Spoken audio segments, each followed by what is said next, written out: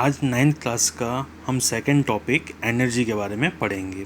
ठीक है, तो वर्क के बारे में हमने ऑलरेडी पढ़ रखा है। ठीक है, तो आज हम पढ़ेंगे एनर्जी के रिलेटेड।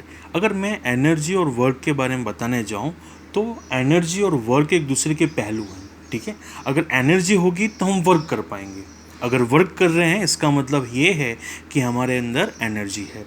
तो एनर्जी की अगर मैं डेफिनेशन देने जाऊँ तो क्या ले दे सकता हूँ कि energy is the ability to do work और the capacity to do work, यानी किसी काम को करने की क्षमता को। ठीक है, मैं किसी कोई काम कर रहा हूँ उसकी क्षमता को क्या बोलता हूँ, मैं एनर्जी बोलता हूँ।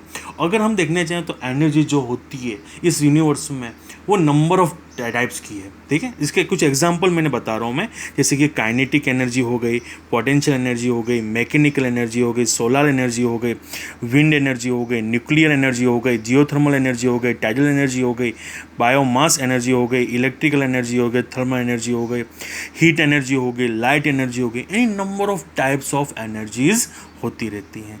लेकिन इन एनर्जी के बारे में एक सबसे बड़ा लॉ है जिसको आज हम समझेंगे अच्छी तरह से, कि law of conservation of energy, यानी energy can neither be created nor be destroy, it can be transfer और change into one form to the another. यानी एनर्जी को हम ना तो उसे ख़त्म कर सकते हैं ना इसको क्रिएट कर सकते हैं, इसको खाली क्या कर सकते हैं, one form to another form में। अब इसको समझाता हूँ कि एनर्जी को हम किस तरह से डिस्ट्रॉय नहीं कर सकते या किस तरह से क्रिएट नहीं कर सकते। आप लोग तो बोलोगे कि भाई सर, अगर आप बोल दिया कि एनर्जी ख़त्म नहीं होती है, जैसे कि मेरी बाइक है, मेरी बाइक के अंदर मैंने पेट्रोल डाला और पेट्रोल के अंदर भी क्या होती है, केमिकल एनर्जी होती है। सर वो तो थोड़ी देर में ख़त्म हो जाता है, लेकिन आप तो यहाँ बता रहे हो कि एनर्जी जो होती है वो तो कभी ख़त्म नहीं होती। लेकिन बताता हूँ कि एनर्जी क्या होती है, कन्वर्ट होती है one form to another form में। जैसे कि बाइक में आप पेट्रोल डाला, अब पेट्रोल लेके अपन आगे गए, बाइक में गए, तो उस बाइक के अंदर जो पेट्रोल होगा वो उसमें कन्वर्ट जो होता है वो साउंड एनर्जी, जैसे कि हमने हॉर्न बजाया तो उसमें कन्वर्ट हुआ। उसका इंजन होता है, जो इंजन क्या होता है, हीट होता है, तो वो जो केमिकल एनर्जी थी वो किस में कन्वर्ट हो गई, हमारी हीट एनर्जी में कन्वर्ट हो गई।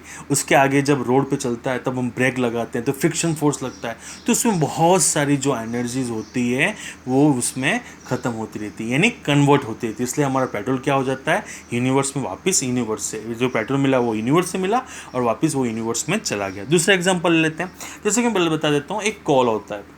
ठीक है, कॉल को मैंने क्या कर लिया, बंद कर लिया।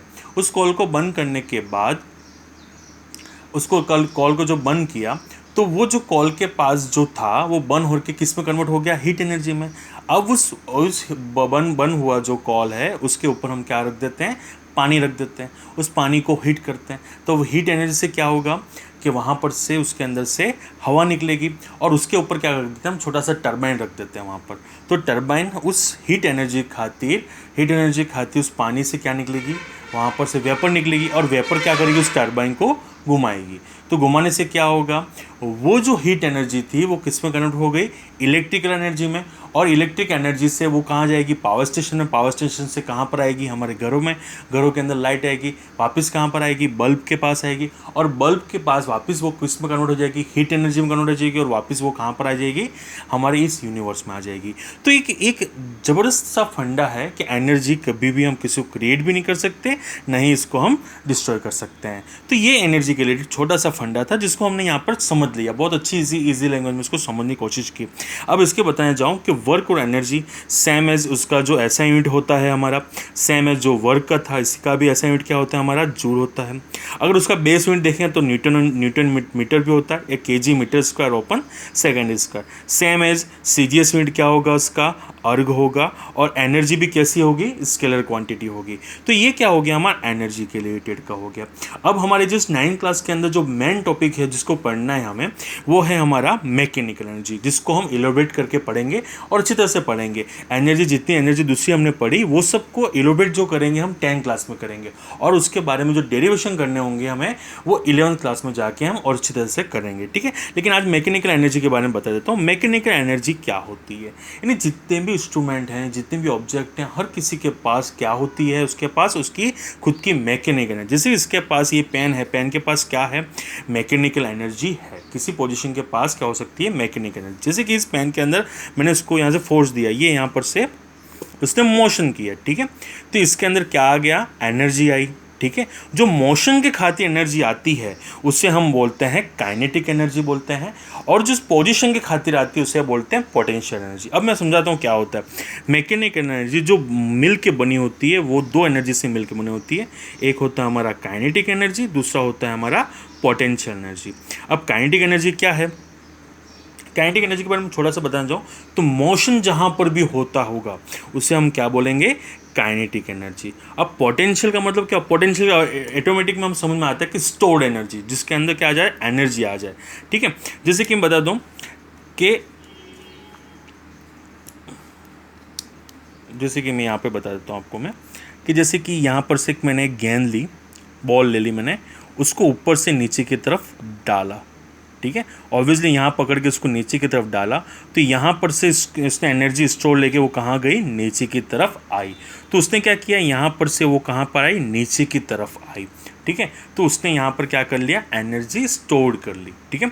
उसका एनर्जी का डेफिनेशन क्या हो गया, energy possessed by a body by virtue of its position और कॉन्फ़िगरेशन। अब मैं बताऊँ पोजीशन से चेंज की, जिसके पास भी पोजीशन की बात होती होगी उसे हम क्या बोलेंगे, पोटेंशियल एनर्जी। अब कॉन्फ़िगरेशन का मतलब साइज़ वगैरह हो गया, जैसे कि मेरे पास एक स्प्रिंग है, उसको मैं पुश करता हूँ, इस स्प्रिंग को मैंने क्या कर लिया, पुश कर लिया, और वापस को छोड़ा तो उसके अंदर क्या आ गई, जिसको पुश करने के बाद उसके अंदर एनर्जी आ गई। तो एनर्जी खातिर जो होता है उसे क्या बोलते हैं, हम पोटेंशियल एनर्जी बोलते हैं। और सेम एज काइनेटिक एनर्जी किसे बोलेंगे, energy possessed by a body by virtue of motion, जिस मोशन खातिर होती है उसे बोल दिया हमने, क्या बोल दिया, काइनेटिक एनर्जी। जैसे कि मैं एग्जांपल देता हूँ, जैसे कि आप क्रिकेट खेल रहे हो, ठीक है। तो एक छोटे बच्चे ने उस बॉल को बैट से मारा, ठीक है, तो बॉल धीरे धीरे जाई, ठीक है। उसी बॉल को आप उसी शॉट को मारोगे उस बॉल पर, तो वो बॉल कितनी फास्ट जाएगी। तो उस छोटे बच्चे ने मारा और आपने मारा, तो उन दोनों में चेंजेस हुआ उस मोशन के रिलेटेड। तो जहाँ मोशन की बात आएगी उसे क्या बोलेंगे हम, काइनेटिक एनर्जी। यानी हर ऑब्जेक्ट के पास एक जो एनर्जी होती है उसे हम क्या बोलते हैं, मैकेनिकल एनर्जी। तो मैकेनिकल एनर्जी दो पार्ट से बनी हुई है, काइनेटिक एनर्जी से, और दूसरा कौन सा होता है, पोटेंशियल एनर्जी।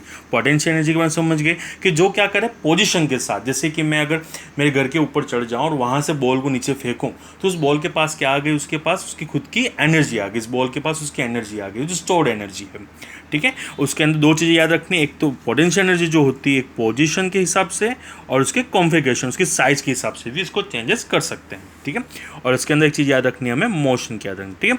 अब पोटेंशियल एनर्जी का जो फॉर्मूला होता है P is equals to mgh, इसको हम सिंबॉलिक फॉर्म में P लिख सकते हैं पोटेंशियल एनर्जी को। P का मतलब वो पोटेंशियल, E का मतलब हुआ एनर्जी, और mgh का मतलब इसको फुल फॉर्म है उसका, यानी ये फॉर्मूला है हमारा। M हो गया उसका मास, G हो गया ग्रेविटेशनल एक्सेलरेशन, और H हो गया उसकी हाइट। K का मतलब होगा काइनेटिक, और E का मतलब हो गया एनर्जी, और उसका दूसरा होता है हाफ mv स्क्वायर। अब हम उसको हम क्या करेंगे, डेरिवेशन करेंगे।